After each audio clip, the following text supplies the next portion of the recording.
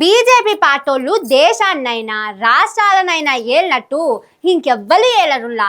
వాళ్ళ పరిపాలన చూసి కడమ ప్రజాప్రతినిధులు నేర్చుకోవాలి. జనం నడుమ ఉన్న అసెంబ్లీ పార్లమెంటులో ఉన్న సభలు సమావేశాల్లో ఉన్న వాళ్ళు జనం గురించి ఆలోచన చేసినట్టు ఇంకొకరు చేయరు. ఏంది నమ్ముతలేరా? మీరు నమ్మరానే ఓ బీజేపీ మినిస్టర్ సాబును పట్టుకొచ్చిన మన తీర్మాన వార్తలకు. సారు ఓ సారు ఉన్నారా? ఇక మీరు జనం కోసం ఎంత కష్టపడుతున్నారో దునియాకి తెలుపుర్రి. వారెవ్వా కానియండి సారు.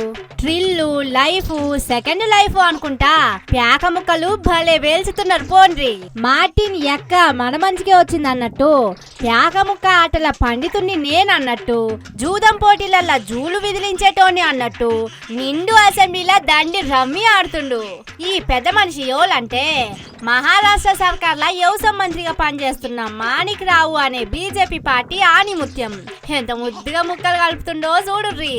టెక్నాలజీ పెరిగింది కాబట్టి పేక ముక్కలు కాకుండా సెల్లల్లా ఆడుకుంటా అసెంబ్లీని షేక్ చేసిండ్రు. మహారాష్ట్ర రైతులకు యూరియా లేకుంటే లైన్లు కడుతున్నారట. కాబట్టి ఆ యూరియా సంచులు వచ్చేదాకా హుత్త కూసుండు ఎందుకు, ఇగో గిట్ల నా తీరుగా రమ్మి ఆడుండని చెప్పగానే చెప్తున్నాడు అన్నట్టు. మహారాష్ట్రల వ్యవసాయాన్ని ఎట్లా డెవలప్ చేయాలనో ఈ రమ్మి ఆట ద్వారా తెలుసుకుంటున్నాడు. అసెంబ్లీలో ఎవరన్నా వ్యవసాయ మంత్రిని ప్రశ్నలు అడిగితే చెప్పడం కోసం రమ్మి ఆడుతున్నాడు. అంతేగాని టైంపాస్ కాదు.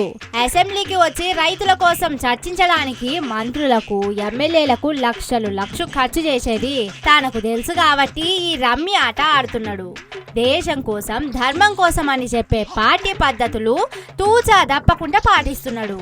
సారు మాణిక్ రావు సారు, నీ అసొంటి మంత్రులు దేశంలో ఉండాలి సారు. రైతుల కష్టాలన్నీ తీరుతాయి. అవును నిజం.